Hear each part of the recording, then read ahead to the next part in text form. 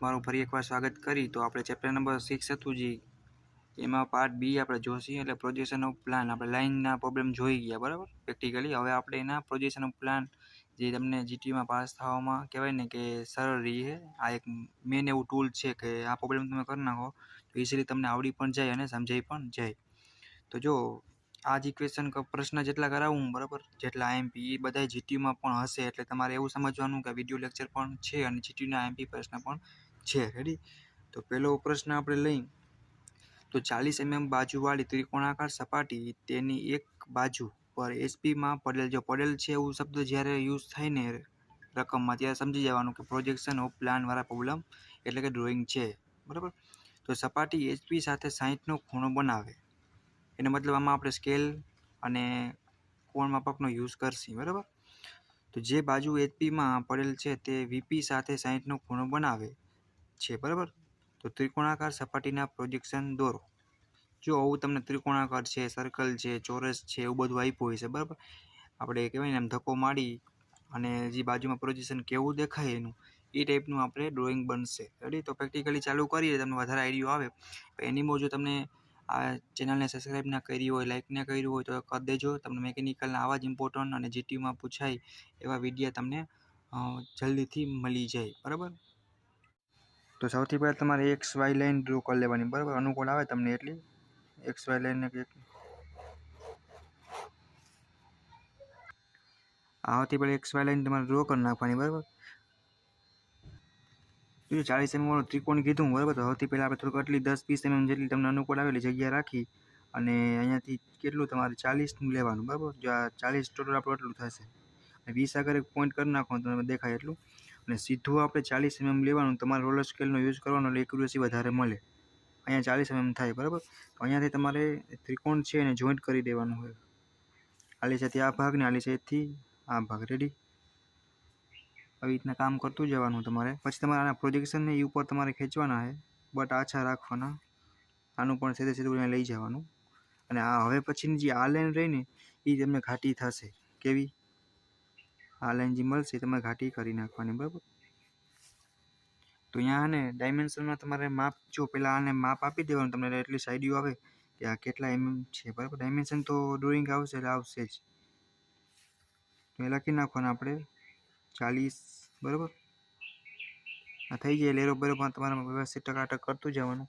અને અહીંયા તમારે એ ડેશ નામ આપવાનું અને બી ડેશ બરાબર અહીંયા આપણું આવશે સી ડેશ રેડી આ કામ થઈ જાય પછી તમારે શું કરવાનું આ તમને જગ્યા અનુકૂળ આવે જેમ કે આપણે આમ જગ્યા વધારે હોય પેપરમાં તો વાંધો આટલી આપણે ગમે તેટલી રાખી શકીએ પછી બાજુ નહીં રાખવાની નકર વધારે દેખાવામાં થોડું ગોટો અહીંયા રાખી અને 60 mm આપણું જ્યારે કીધું હતું બરાબર ખૂણો બનાવવાય છે તો આપણે અહીંયા કોણ માપકનો યુઝ કરશે અને 60 mm એક પોઈન્ટ કરી અને તમને અનુકૂળ લાગે એટલે આ જો આ માપનું કોઈ લાઈનનું કોઈ માપ નથી બટ થોડીક લઈ જવાની જરૂર પડે ત્યારે આપણે રફ કરી નાખીએ બરાબર આ આપણો ખૂણો થયો એ કેટલાનો થયો 60 ડિગ્રી બરાબર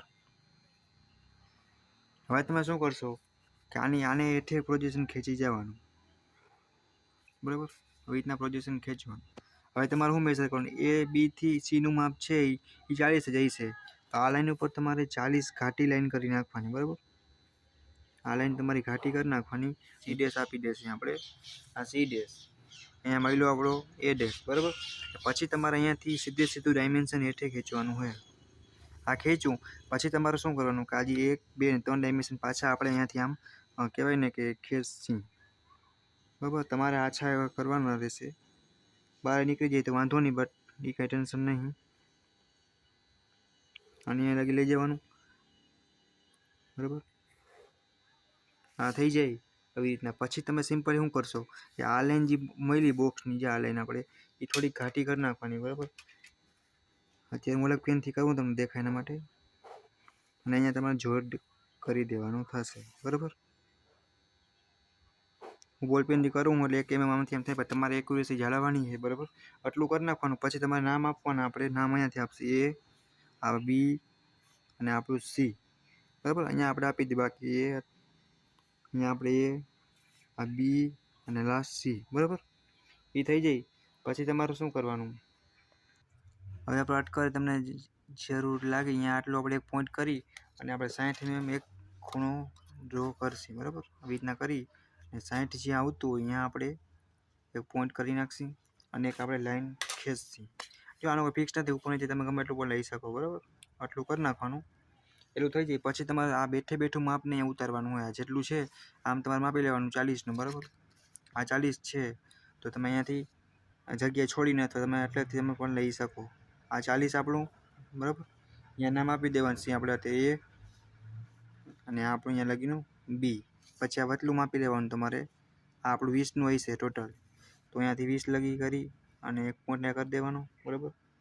20 થઈ જાય પછી તમારે સીધું લઈ જવાનું અહીંયાથી આટલું 10 પાછું આ 20 બરાબર. એવી રીતના તમારે પાછું અહીંયાથી કરી નાખવાનું. પેરેલલ લેવાનું હોય, રોલર સ્કેલ હશે એટલે તમને ઇઝીલી એક્યુરેસી જળવાશે, નકર થોડુંક ત્રાંસા માંગું થઈ જશે. 10 ના 20 પછી તમારે બોક્સને બંધ કરી દેવાનું હોય બરાબર. અને વચ્ચેનો જે 20 હતું એવું તમે પાછું આલી શકો માપીને કરી શકો બરાબર. ટોટલ 40નું છે અત્યારે, તો 20 આગળ એક પોઈન્ટ કરી નાખવાનો અને અહીંયાથી આપણે વચ્ચે લાઈન કરી નાખીએ બરાબર. તમારું પછી આ બોક્સનું જે અંદરનો ભાગ છે એ બેઠો આપણે એમને પોઝિશનમાં લઈ જશે.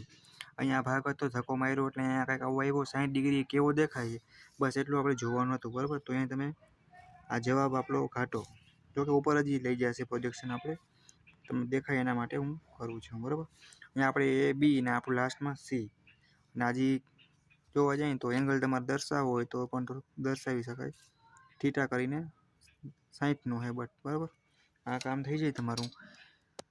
હવે આપણે શું કરશું કે જે આ 40 mm છે આ અહીંયા હતું આપણે ઉપર ડિગ્રીએ કર્યું બરાબર, એને આપણે થોડું આગળ ખેંચી રહેશી બરાબર. એ ખેંચ્યા પછી આપણે આના પ્રોજેક્શન ઉપર લઈ જવાના. ક્યાં લગી? જો કે અહીંયા લગી.